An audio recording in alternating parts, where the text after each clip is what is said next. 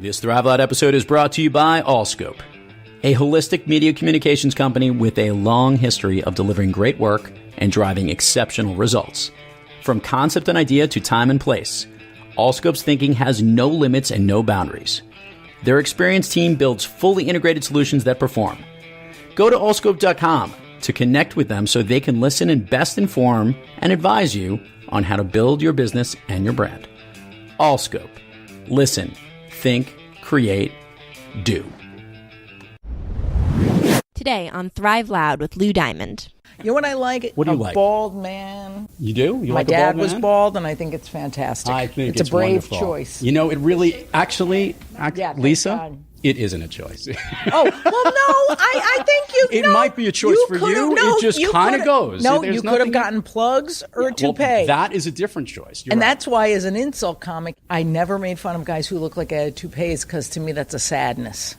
It's like they're trying to cover up something they're sad about. What do you think's worse, the toupee or the comb over? Like the people can only get the hair growing on the side and then they flip it over? Like what? I think it's all pretty sad if you're ugly. But you're lucky because you're not ugly yet. Oh, wait, not ugly yet. You will be. It's early yet. We all do.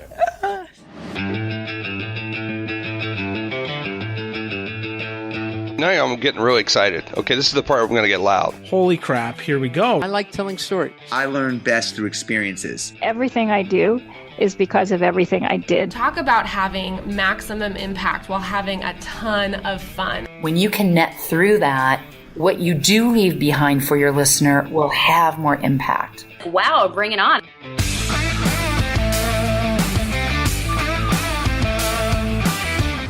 It's time to take an inside look at those that are taking their lives, their businesses, and their passions to the next level.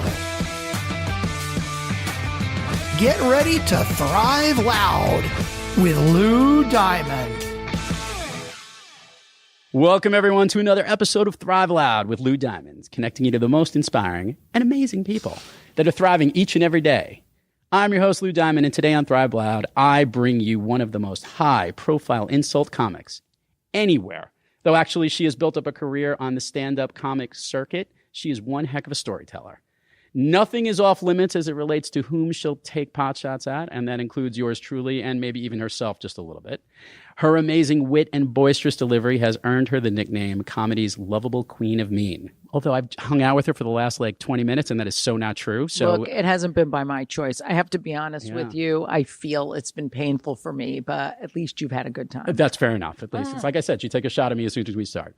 She's been a regular at Celebrity Roast on Comedy Central. She is all over TV, Netflix, wherever she's too busy to find a place to just sit down because she's everywhere. And most importantly, we have her here on Thrive Loud today, which is awesome because she truly epitomizes what this show is all about. She's one amazing storyteller. Thrive Loud listeners, Lisa Lampanelli. Yay, you're welcome. Everybody must be so happy to tune in and hear me. I think they are because, we get a lot of listeners, we get a lot of great people, but the reality is this is a draw. This is, there were a couple people we've had bad comics like Jackie the Joke Man, and we've worked our ways up, and now we figured we'd have to step ourselves up the level. No comic who can make a living is a bad comic. That's fair. Everyone has their audience. I used to get asked years ago, what do you think of this comic, that comic? I go, it ain't any of my business as long as they have an audience. You know what I'm saying? Not everybody loves me, believe it or not. Is that true? That's shocking to you. I don't believe that. I know. I love that big fake pause. Is that true? No, clutch the pearls. Yes, some people don't like me, but that's okay. You know what? Somebody told me early on, a third of the people love you, a third don't care about you, and a third hate you.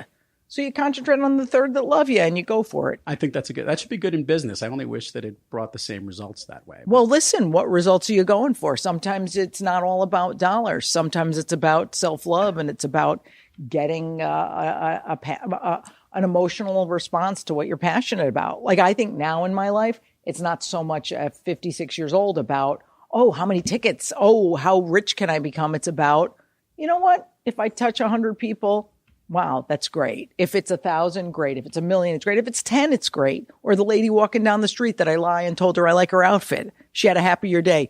I think sometimes it's just about what you're passionate about and doing it. Lisa, I think if I touched 100 people, they'd have me behind bars. I want to make that clear within one day. That's true. Don't touch 100 people. So we decided to do this on a setting that has been pretty familiar for you. We are actually recording this on a comedy stage in a comedy club here in New York City. Yes. And we figured that it was a good way to start this, but it's also a good way to get a little bit of a transition because lots of things are happening in the world of Lisa Lampanelli. Yes. So I think what I wanted to do was start now with where you've been out. I don't want to go all the way to like the womb and come back to today to say how you've become what you are. Online. They could read that online. They could hear about it. However, I think getting an understanding of what you've gotten to this point and what has now led you to what's coming next. Because one thing that I will tell you from people that have been doing business with you and worked with you is the amount of respect that people have, not for your humor or your wisecrackness and all the stuff that you'll say, but you have a genius about you in a way that you have now coming out as authentically as you possibly can. And that is that has always drawn people in, and you may have had a different way of doing it, but it's probably going to the next level. So if we could keep it at that level, I know that would be great. Sure. And those people said not to say who they were until after this interview. So that was the No, it's always nice to because honestly, C.S. Lewis had this famous quote, and of course I'm not going to get it right, but it's something about sharing your story and and that's how you make a new friend.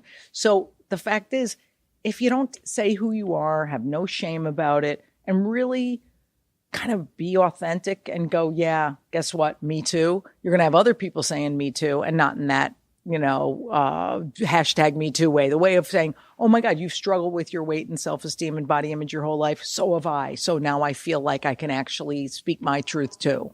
When you talk about being authentic, and we'll do this as the bouncing point to get to the next point. When you're here on stage, you've been known to be crass or direct. Oh, yeah. Is that authentically who you are, or is that just the character that you have developed on stage? I always said comics like me are sort of 10% like that. So in my life, I wouldn't go around insulting people, except like 10% of the time, as a joke. Right. Like it never was about, oh, I'm going to yell at so-and-so, or, oh, if a guy hits me with the car, I'm going to go off on him, which I've done plenty of angry stuff. But it's mostly like taking that 10% of my personality that is angry and insulting, but yet doing it with love so people knew I was joking like Rickles did or Howard Stern does. So I always go, okay, as long as they know it's out of warmth and love, I can say anything. So I think that's helped me. That's good training for what's coming up next, which is storytelling and workshops and doing more connecting 101 and smaller groups going, okay, I'm just being who I am the other 90%, and there'll be some of that 10% mixed in because I think, it's fun to just have that twisted side too. Right. I remember, working on myself and taking different workshops and things and, adding humor to those things naturally is still an important part of who I am. I'm never going to be the solemn monk. I mean, it's just not going to happen. So I think you can have your solemn moments, but you can't shake who you are. And I'm never going to not be funny. How many years were you in comedy? How long has it been when you first started doing stand-up? I think I was 30 when I started, which is so that was 5 years great. ago. Oh, yeah. It was great to start when you're old enough to know who you are. Okay. So I didn't have to worry about getting on stage at 19 or 18 and going, oh my God, what do I talk about? So and I knew my personality. I knew I could get away with things. I knew I had made my mom laugh, at home when, things were tense around the house. I was that chick in the family who kind of diffused the anger from my mother. So I think what's great about it is I go, okay, at 30, I can stick to myself and be who I am and follow my inner voice. So yeah, from 30 till about, I'm 56, almost 57 now. So it's been a good, nice run, thank God. So along those lines, and you mentioned this earlier, throughout your life, you've had trouble with weight loss. Oh, yeah. And having to deal with that. And obviously, and being on stage is also, look, being a comedian is very difficult anyway. You basically have the very skinny microphone to protect you from everything else. That's about it. Exactly, that's it. But when you're up here, that is exposing yourself in that sense. It was bothering you on the inside, or was this from a perception of how everyone associated you? Because I think it's interesting because I think people who grew up overweight from day one don't have as much shame about weight because they kind of work on acceptance. Okay. Because if they're healthy and raised by healthy parents, it's like, okay, this is my body shape. I'm not thrilled with it, but you know what? It's what I've been given. I'm going to be healthy and see what I can do. When you gain a huge amount of weight at 18, when you go away to college, like I did, I mean, I had no problem with weight, but I was so lonely. And this is in one of my stories from the play I did and from my storytelling nights, where I was so ashamed that I went to food and I didn't have any other friends. And I was like, oh my God. So from 18 to 50, it was just every diet, every exercise plan, everything. And they kept failing me and I kept failing at them. So I just had so much shame about it, like internal, like what is wrong with me? Like, why can't I control this? And people can see it. Like I always said, I wish I was an alcoholic. I wish I was a heroin addict because people don't see it. And by the way, when you do heroin, you get super skinny. And isn't that better? You know, I'd rather die young. I used to say before I started working on myself, I'd rather have 10 less years on my life because talk to anyone who has body image problems, you just feel less than everybody. So despite working on it psychologically, until it kicked in the real psychological work about, 5-6 years ago, I was totally at sea and full of shame about it. So thankfully, just all that work has resulted in me telling the truth about all of it. Now, you had the surgery how many years ago? 6. 6 years ago. I've kept all my weight off for 6 years. It's freaking so goddamn hard. Everybody thinks you have weight loss surgery and it's like, oh, we're done. Right. Yeah, dummy, guess what? You're going to gain it back, which is what we call in the business pulling a Carney Wilson, or as I call it, the chili con Carney Wilson. Because poor thing, a lot of these celebrities, poor Ralphie May, God rest his soul, he had surgery twice. You got to work on the emotional reasons you eat. We don't eat because we're hungry. So I think that's why I felt so inspired to finally at 50 put the hammer down, go, you work on that emotional eating and you're going to keep it off. But dude, every day is okay. Am I eating because I'm hungry physically? Am I emotionally hungry? So it's constant work. It's never easy. Lisa, would you say that your performance on stage before the surgery, after the surgery, how did it feel when you'd come off the stage? Because everyone would always be laughing. You'd always have everyone rolling in the aisles. To you yourself, how did it feel after that moment? Because you were dealing with this. Well, I felt like no different because I was like, oh, they love me even at this weight. And there'll always be the naysayers whenever we change for the better who don't like us changing for the better because they want us to stay sick for them. Whenever I get an email or a tweet or whatever saying, oh, I liked you better when you were fat, I'd be like, yeah, because you are and you want me to stay sick, but that's okay. I'm not going to have a heart attack for you. So I always said, well, that's their damaged self and that's okay. I'm not going to even, working on yourself, you don't lash out to people at people as much. So what's great is that to go, you know what? It's still funny. Believe it or not, I took more chances when I had less weight on because I was more me. This is the me I'm supposed to be. I don't have to cover it up. So I would tell longer stories, but with punchlines still, because I'm a punchline heavy act. Mm-hmm. So, hey, I go, this is working out great for everybody. But dude, for the first year or so, when I would go on stage, literally people would go, who's that? Oh, wow. And I'd go, it's me, you fucking assholes. Like I really was like, are you kidding me? And I'd open the mouth and they would get it. But I noticed after that weight loss surgery and after being more, chancy and risk-takey even, I would start getting standing O's. I go, there's something going on here. They like the authenticity, even if I'm still that blustery insult comic. Before I get to that, let's carry this good bridge here from that blustery insult comic. I have seen a lot of people do roasts, and I have never seen anyone hold a candle to you in this. Did you know that you had this ability? Because there's being funny on stage, there's coming with an act, there's coming with good jokes, as some people have done. Mm-hmm. But to be that fast and on your toes that quickly and relentless is pretty unbelievable. Tell me, what do you feel like when you're in that roast? Because that is truly on the spot type of roast. The roast, you're so stressful. It's the most stressful thing I've ever done. And matter of fact, when I was driving here today, I passed the Colbert show where Letterman used to be. And I go, oh, that fucking Letterman show. I mean, because he had me on twice as, I wouldn't ever do stand-up on shows. I'd always sit as a guest like Rickles would and make fun of everybody. And I go, oh, those were so stressful. The only stresses I've ever had in my career are late night shows and roast. And roast, the reason they're so hard, because everybody goes up before you, says a lot of the stuff, not the jokes, but the subject matter. Right. I don't care how great your big boob joke is about Pam Anderson. If it's already been covered 15 times, you don't do it. So I always found, too, I said, there's going to come a time I'm going to get the big moan and I'm going to have to yell at them. And that's when it would all come out. Right. And that's actually the most fun parts. But, oh, those are stressful as hell because you're sitting there crossing jokes out.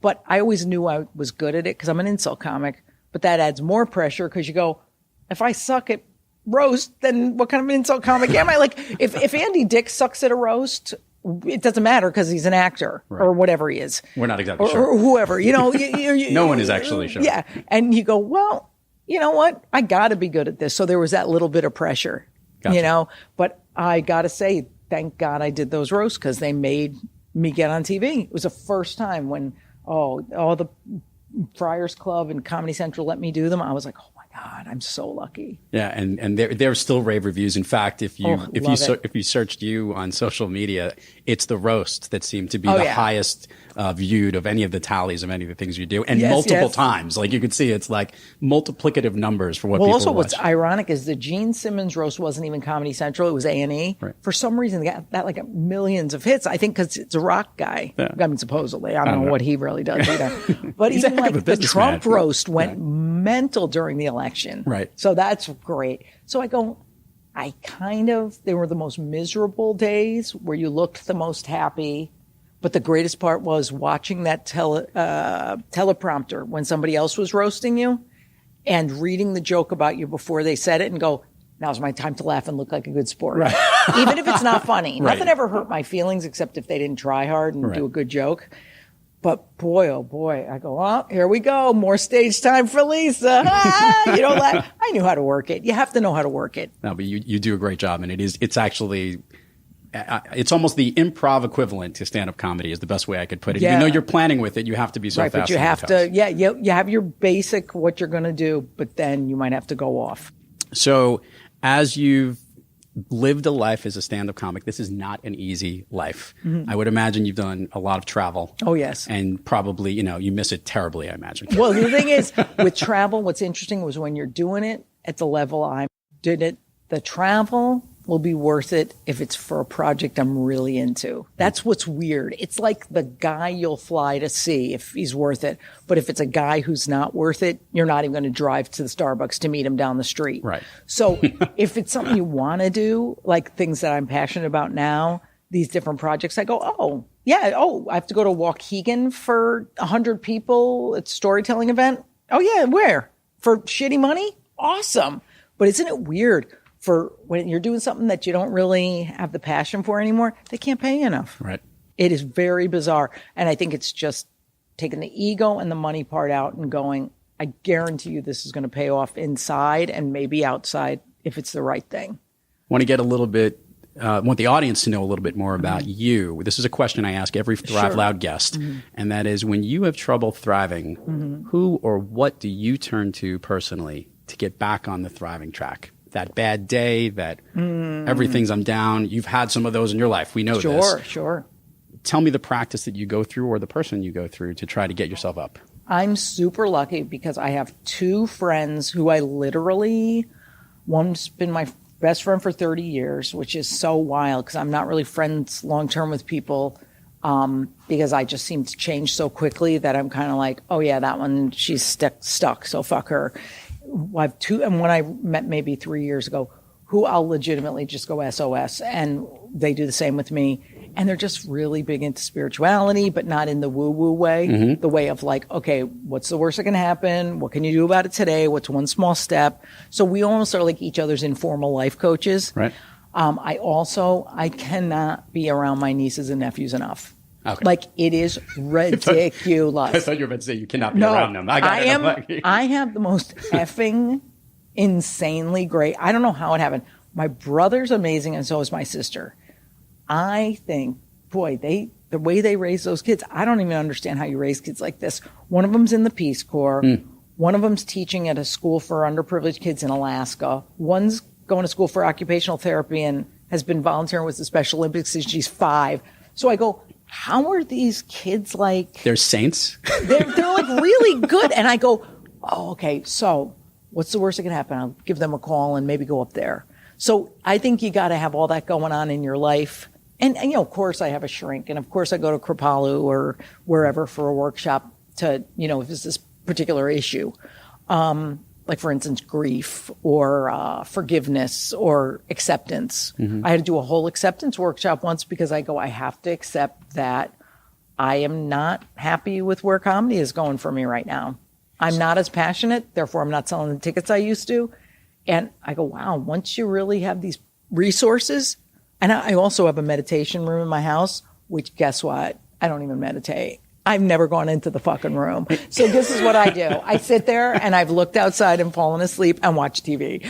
So I have the freaking meditation room. So we've joked about this. We've had many guests on the show who seek meditation all the time. And I stink at it. I'm awful. I can't get past 8 minutes. That seems to be dude, I got to 8 minutes. You get 8 minutes is fantastic. It probably took me 8 months to get to 8 minutes. Good for you. And what I found is that there is something too about like turning off the switch and being into nothing. But there's nothing wrong with watching the mindless television or relaxing, or some people go play around a golf or ride a bike or go running or whatever it is that just takes your brain from whatever it is. So you know what? I have a friend who does crafts and it gets her in meditative state. My dad was a painter before he passed away for like 30 years, but he'd always been an artist. He left about 50 paintings unfinished and all his easels and artwork. I made one of my rooms into a studio. I don't paint or draw, but I have all that stuff there. And sometimes I'll like color stuff or do stuff and badly, but you go, well, it helped me stay in the present. Because really, if you're in the present and you're really kind of just there, you're not going to worry about the future. You don't think about the past. You're like, oh, okay. And you can just breathe. Yeah. I'm with you, though. The traditional meditation, I'm not open to enough yet, but that's okay. It's like anything else. It's like you had to break through a wall and get to that particular point. You mentioned, obviously, you're very close with your siblings and your niece and nephew. And you obviously, your father passed away a few years ago. And that big effect in your life and big role model in your life. Explain the relationship. Yeah, my dad was the most humble gentleman. Like, remember in the old days, a guy would carry a handkerchief. Which I've never understood the purpose of a handkerchief. What is the purpose of it? If you're a gentleman, well, what would it going to be, a homo and you've have got a some booger tickets? Here Have some tissues sitting there? No, but it was so, like, he used to, when he was younger, smoke a pipe, and he was always very quiet, non-assuming, and I liked those qualities, which I never had. So as I got older, I learned to appreciate that because my mother was the one like me, the battle axe, the loudmouth, the one who ruled the roost. So my father was always like the artistic one. So I got like my storytelling and humor from my mother, but I got anything artistic from my dad. So what was great was when I got to know my father better and go, oh, those are really nice qualities. When he died, I said to myself, because he had a 6-month illness that was actually really beautiful for us at the end, I go, I know what I'm going to do. I'm going to, Daddy loved Grace Kelly and Audrey Hepburn and those kind of classy ladies. I took like 3 years and I didn't curse off stage and I didn't yell off stage because I said, on stage is an act. That's acting. That's no big deal. I'm going to see how it feels if it brings people closer to me or farther away by doing that. And it, of course, brought people closer because not everybody's like, hey, you mother effer. Like, yeah, my fans, but the lady down the street, like, why should she have to get past that wall? Right. So I started to do those things, and you know, it feels so much better. So I just think it's, my dad, and now my mom and I are super close, because even though we'd had contentious things, I always said, I think my dad knew he had to get out of the way for me to create a great relationship with my mom, because I always took his side. Right. And that wasn't fair of me. Yeah. So I go, oh, boy, now I'm hanging around with that battle axe. 88 years old. She's going to freaking outlive me, that bitch. And I wanted the house, too. But I'm very lucky, you know. I was going to ask this. Did they ever see your act? All the time. They came to the Chevy Chase roast. Oh, they were at the first roast ever. They came to the Don King roast at the Friars Club. They came to, oh, my God, Radio City. Oh, wow. This and Carnegie Hall. Yeah. This is how I knew that comedy was never going to fulfill me. Some girl interviewed me for her master's thesis about comedy. She goes, what are your 10 biggest accomplishments in your life? And I just start naming them off, you know, Thanksgiving dinner that I made for the first time. She goes, do you realize you named 10 things that have nothing to do with business? And I go, guess we know what's important to me. One of them was that my parents, the dinner we had before at Radio City. The only part that I cared about at Radio City was my niece danced on stage with me because the Rockette numbers are there. So I go like this. I go, wait a minute. This is a clue from the universe that this is what feeds my soul, not this other performing stuff. So what's great is my parents effing loved it. Right now, my mother's so insane that if she's in the audience and I introduce her and tell stories, she stands up, turns around, waves like the freaking Queen of England, and is like, amazing. So where my dad was more gentlemanly, I do think he got what it was about. And also it paid for him having like home health aides in the home 24/7. So he had no complaints, you know? But what's great is that they just kind of got it. And they knew I, quote unquote, made it when I did Tonight Show. Yeah. That's what happens. Parents need that concrete thing that they remember from their childhood. So I think they go, oh, Jay Leno, all right, okay. She's on to something. So in being onto something and then look, as you made a comment, any comic that can make a living doing this is a success. Oh, yeah. And you are a success. And now you've recognized that the passion isn't filling you in the way that you've been doing before. Share a little with the Thrive Loud community. What's going on with you right now and what's not fulfilling you and where you're leading this to, because we keep hinting at this storytelling, but it's a little bit more than that. Right. Well, just when we were talking about Radio City, that was about 7 years ago. I remember like this exact moment when the promoter, who meant no harm at all, because it is a really harmless comment, said to me, because we sold out Radio City and Carnegie Hall within 3 months, so it was a big deal. And he goes, oh my God, congratulations. Next, Madison Square Garden. And I instantly deflated. And in my head, I go to, oh, it's still not enough. And I'm like, wait a minute. I don't feel enough for me. I said, this is never going to come. Tom Petty, I heard him say in an interview about Elvis, he said, there always comes a point in an artist's life where you realize there's not enough money, fame, or anything to fill the hole. Right. So I go, this isn't filling the hole. So once my dad died, I missed that whole, I'm helping to take care of someone. And I go, service. It's the only way to get fulfillment. So I said, my big message is that really this food and weight and body image struggle is killing women and, you know, a lot of gay men and a lot of regular guys. And I'm like, okay, you know what? I'm going to write a play about this. And it was kind of a vagina monologues type about about this issue. And so it felt so good to be of service. And I go, even if 10 people see this play, who gives a crap? 10 people might get weight loss surgery, might say, I don't hate myself, or I'm going to work on self-acceptance. So then once you do something that's you're super passionate about, and once you start going to retreats and working on your real purpose, you kind of don't hate what you're doing for a living, but I need to make a shift. So a friend of mine had said to me, you know, those storytelling things you did at the Moth were so good, which is a big storytelling community.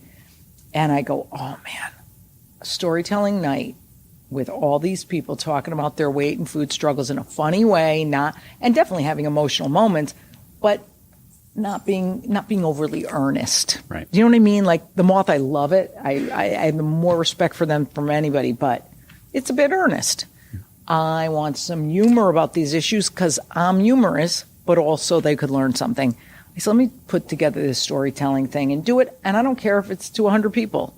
So when I want to do something, I do it. That's what's crazy about me. Like, I'm like, I don't care. Like, who wants to do it? And suddenly, like, 4 dates, like, appeared. You know, I ran into people and they go, do you want to do a show? And I go, yeah, I'll do a storytelling event. I'm going to call it Losing It. Okay, get it? I'm losing it and also losing weight. Do you get it? It's hilarious. So, and then I start calling my friends who have food issues. They're like, count me in, these performers and a best-selling author. And I'm like, all right, this is like real cool. So I go, this is my sort of next chapter. And I just feel like, wow, I'm really lucky that I get to do what I want and kind of not worry about the dough and not worry and go, if it makes me feel good inside and helps a few others, boom, service is what it's about. It's a great point. We talk about this on Thrive Loud all the time, that it is never about the money. The money is a result. Thank you. You've had a great career doing what you're doing, and that got you to where you're at. It makes it a lot easier to do what you're doing. Well, can I say something which Yes. I think you'll love? I'm sure you've heard this before, but This is an interview love, with you. You can say whatever you want. You know how that works, right? Do you know that I said the other day, it's so much harder to quit a good job than a bad one? Right. Because I meet with my business manager. I see what I make a year. It's really good. And now I'm like, oh, Leo, can I afford to make nothing the rest of my life? And you're going to love this answer. It is so great. He goes, because he knows, and, you know, I haven't told anybody this, but I really know I belong in my parents' house. I just know it. And it's really small and adorable. And I have a big, huge house on the beach that I'm just like, it's fantastic for now, but I just know in my gut I'm supposed to be where my dad and mom lived. So check this out. He goes to me, no, you really don't have to work anymore. Don't worry about the money. I go, well, like, can I stay in my house, like in Fairfield? And he goes, oh, yeah, for the rest of your life you can live in that house, you know, if you only live 15 more years. And I said, oh, shit. But what's great about it is you go, I'm supposed to be at this other place, you know? So I go, well, you know what? This is a good job as a stand-up that I could stay in this house, plus 2 million more put into a big property. Yeah, but I could be unfulfilled and douchey, but now I can actually do what I want, and I don't have to worry about keeping the good job. People get caught up in but I made millions of dollars. Who needs millions of dollars? What are you, a douche? Wait, so I'll tell you this. So here's the thing, that when you follow your passion and you're working your passion, the money comes. It does. Because people want it. You have a following. You have you have a brilliant mind, and you have a great way of telling stories. Whether you know it or not, when you were doing insult comedy on the stage, you are telling just little shorter stories. Yep. And I think that is very passionate. I know that you had mentioned to me before we started recording that you're seeking to become a coach now. I am a coach, and one of the things that you learn is you end up listening a lot more. Yes. Which must be really difficult for someone who's been talking as much as you. Which is why for a few years when I was practicing, like coaching other comics or friends, I was the shittiest life coach. And second worst thing is I would over-advice give on things they didn't freaking think they needed help with. It's none of my business. You were solving problems because you were so now I'm learning,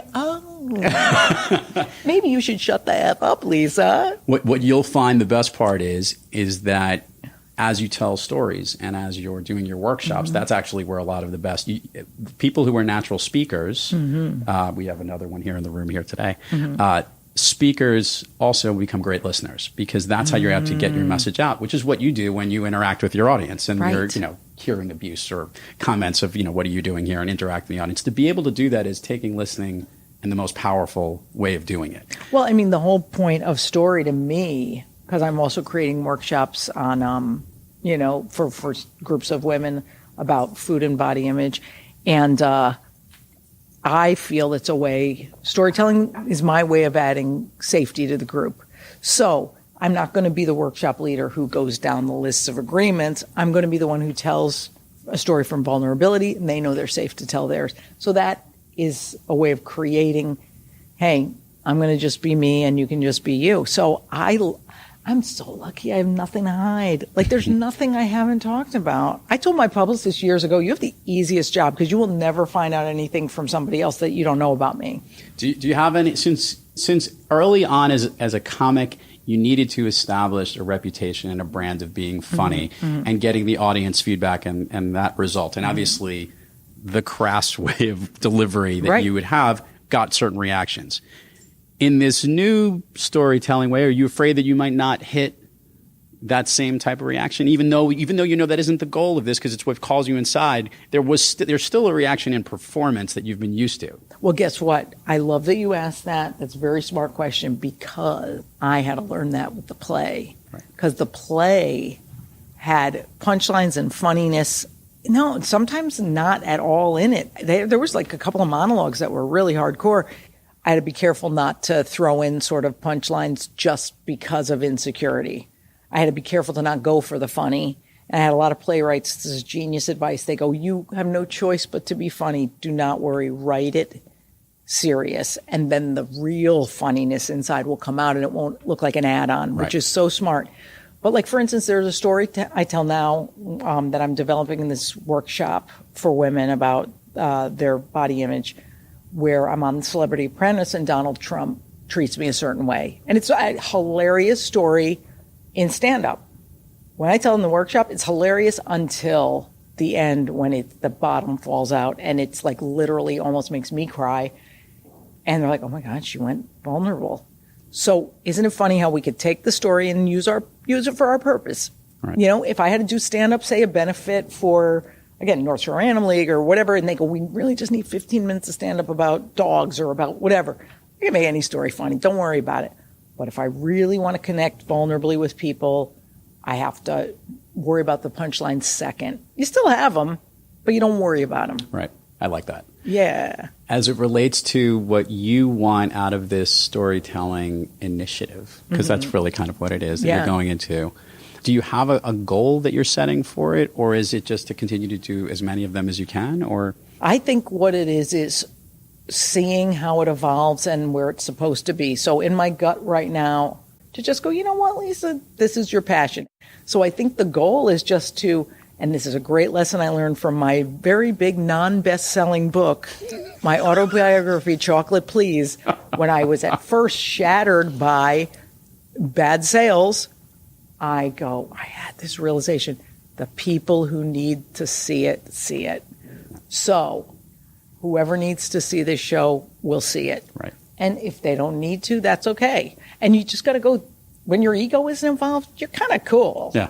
So I just love the idea of getting out there that you're not alone. We all struggle with this stuff, whether it's food, men, women, drugs, alcohol. It's hard. We all got to struggle, but we can all kind of bond in that we're in it together. No, that's so true and beautiful all in the same sense here. I'm kind of a true and beautiful person, right, Parker? Where did this accent, this one that you do often, that RuPaul's Drag Race. right, exactly. I know. I learned every best accent from the gays. And by the way, Parker is a gay dog, so don't even be discriminating.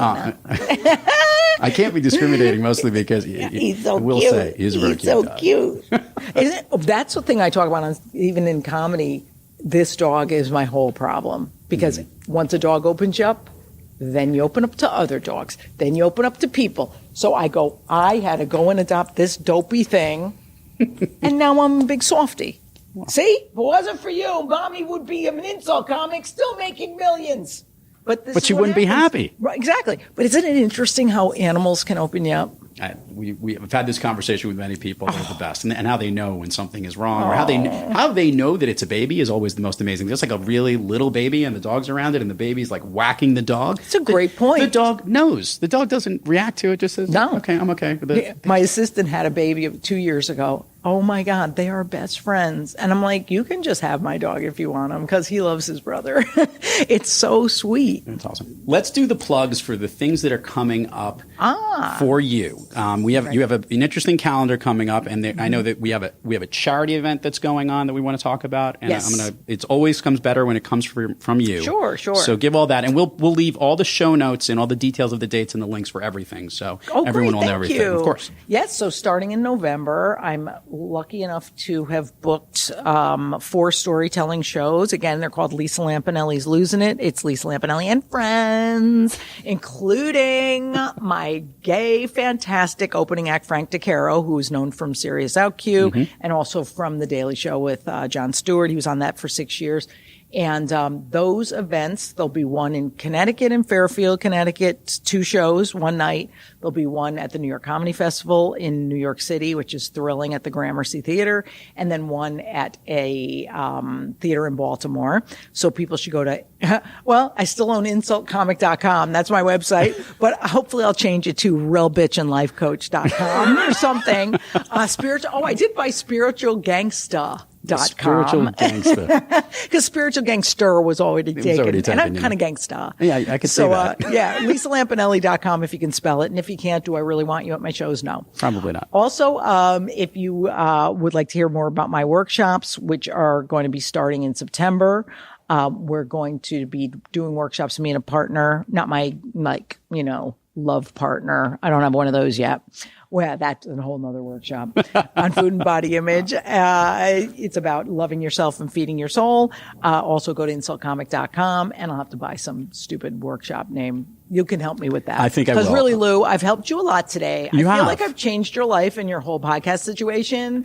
So maybe you could help me too. I think we could figure something out for you. I don't know. So definitely just go to my website. All the links will be there, and go to Lou's website. What is it? It's thriveloud.com. Oh my God. See how good you are at naming stuff. It's really easy when you have a name like Lou Diamond and everything else is taken. Oh so my you have God, to that's a come good back. point. And by the way, we did not do our shameless plug for P.S., my favorite comedy club in the world who literally gave me my start, Caroline's on Broadway in New York City. People, I'm going to tell you something. I don't perform him because I'm way too famous. I'm a big celebrity. I don't need it. On the way down in a few years, I'll definitely be back. But here's what I have to say. This New York City is very cruel to comedians. This club opened their arms to me when I was doing crazy ass material that no one had seen a woman do. And they were like, cool, do it more, bitch. So come to Caroline's. You're never disappointed. And they ain't paying me to do this. I'm just a nice person. And not only that, we actually got to meet Caroline and Lou, the guys who run this place over here. We took some pictures with them. There'll be some show art here where we are on the stage at Caroline's, which is kind of cool. See, those are the things where you go, how was I lucky enough to attract that? So, you know what? I just feel like I hate the word hashtag blessed. I don't have no hashtags. I'm just really fortunate. And you are too, Lou, because you know why? You got to talk to me. I looked at it. This whole day was about, oh my God, I'm going to speak to Lisa Lampanelli. And I had people call me up saying, how are you going to hold that one off? And I go, I think you're in for something a little different. And I'm glad that we did. Me so too. Oh my God. Thank you so much. This is really great. I totally appreciate it. So I'll give you the signature Thrive Loud question, which is, what's your all-time favorite movie? Oh my God. Okay. Here's the thing. I'm Italian, so I'm a mob boss from way back. Okay, let me narrow it. My top 5, and then I'll narrow it down. You can do top 5. Godfather 1, Godfather 2, Goodfellas. For some reason, I love Jerry Maguire. I mean, it's fantastic. It has nothing to do with the mob, but it's such a good movie. I gotta say, you had me at hello. Okay, I enjoy Bad Moms. You know, here's the thing about me. That is a range. By the way, that is range. Right? Yeah. I have to say, if there's one movie I can only watch the rest of my life, just one, it would probably be Goodfellas, because it makes me laugh at parts. I think it has to have every range in it. Is Joe Pesci's mom like what your mom was like growing up? God, is that yes. it? Hey, this one's looking this way. This one's looking that. You know who that is, right? Sure, Scorsese. Yeah, Scorsese. She's in a bunch of movies of his. She's terrific. Yeah. I love that movie. And I will tell you something. There's always that one you got to go to. Like one song. I always say to my friends, what's the one song? If you could only hear one the rest of your life, what would it be? Mine is Earth, Wind & Fire, September, because it always gets you in a good mood. Don't give me this sad stuff. What's your one song? Go. I like that. Do you remember? Isn't that so great? I may have to go, but upbeat, it would definitely be there. I don't know if I have one song. Well, see, what I'm glad about it is but I like how you upbeat. flip the script there. It can't be. You know what's also a fantastic song is this. It's a new song. This Layla by Eric Clapton. Very new stuff. Very new. No, that is Which a great in song. Goodfellas is one of my favorite clips of all, shut with up. the frozen Don't locker. Don't get me started. I can't start with you because as those little boys with those beautiful faces look in the window of the Cadillac and there's the stabbing of the fat guy and his wife. Oh, I get in chills. the Cadillac, which he purchased and went out and bought. He shouldn't. Right? That an idiot. Return it. Give it back. Send it back. Send it back. Yeah, oh, De Niro. I love when he kicks him out of the Italian restaurant with the fur coat. Send the favorite coat thing back. ever. Yes. Oh my God. No, that's the greatest. Because I grew up in Rockaway Beach, which is right by yeah. Howard Beach, where they filmed a lot of that movie, and which is where that all the airport crime, that Lufthansa crime went on. That was like not too far from where I grew up. So. You know what's funny? When we roasted Jerry Lewis for the New York Friars Club, it was on the dais. In order, there was Jerry Lewis, next to him was De Niro, next to him was Scorsese.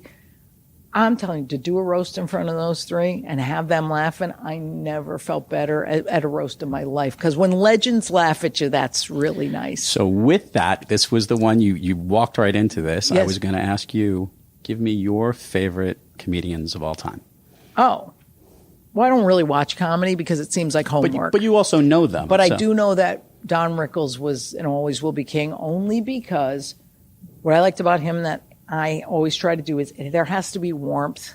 If you don't like a group, you can't make fun of them. This is why I make fun of every group except the French. Nobody likes them. They're horrible people.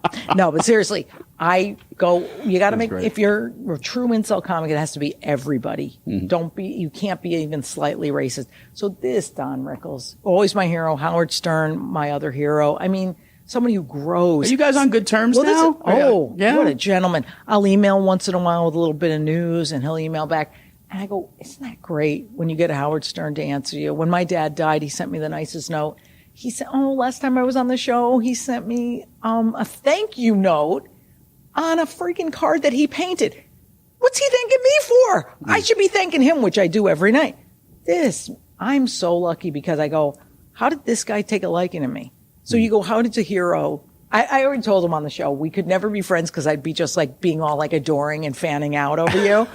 But boy, yeah, again, a guy who evolved. Yep. He wants to do serious interviews now. He's phenomenal at it. His interview, you mentioned that Bad Moms was your best. Did you hear his interview with Mila Kunis? It's one of the best fantastic. interviews of all time. Yeah. I remembered, I couldn't tell what I liked better. Did I like Mila that much? Because we've all loved her. Oh, yes. Or how he handled that whole conversation. Because everyone was like, where's he going to go with this? Right. And they're thinking the old version, which is a perfect segue to you, right? Yeah. You don't necessarily have to keep doing this way. I thought the one thing I read beforehand, Steve Martin, who without a doubt has been the most adaptive comic and has always changed whatever it was. Yeah. His favorite quote, which is a great recommendation to anyone that performs passionately in their life: be so good they can't ignore you. Oh my God, that is so great. Well, he's just a Renaissance man. That guy is so. I heard a repeat of Stern talking on Letterman. It was on today. They repeated it, and Letterman even said he was intimidated by Steve Martin because Steve Martin's just like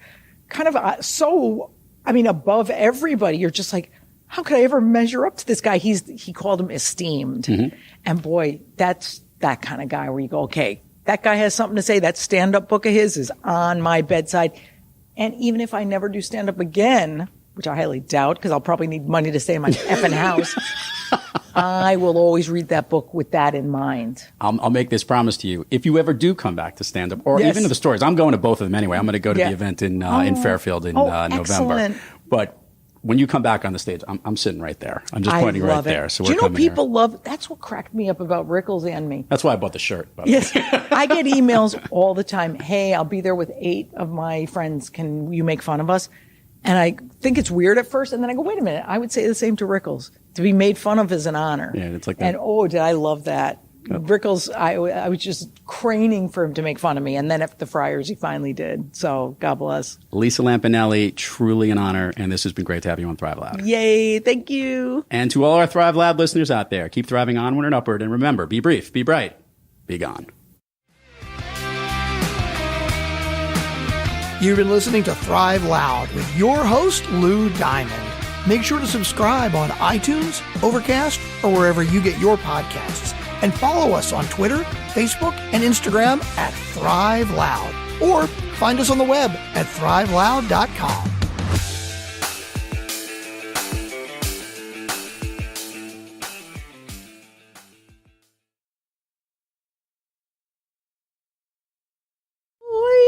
Who is the cutest? I'm getting this now. She is a singer. Triple threat. Hello. Yeah, what's all we got? Hello. For instance, there's a story I tell now. Hold on, I'm going to pick up my doggy. Yeah, but just Parker. For the Thrive Loud listeners, we have Parker here. Parker, he's my adopted doggy. We don't know what kind of dog Parker is, but Parker is damn cute. He's the best in the world. There will be some show art accompanied here on this show where we will definitely capture this. This guy is really cute. We are going to have a dog cast one of these days. Have to. We have to get like all the guests that have had really cool dogs and come on. But this one is well behaved and on stage with lights. Right. So. He's used to it. I used to bring him out all the time. I might bring him out tomorrow. We haven't really given a plug yet, but we really we will. should. Yeah, in 2 seconds. Let's cut that part out. Yes, we will.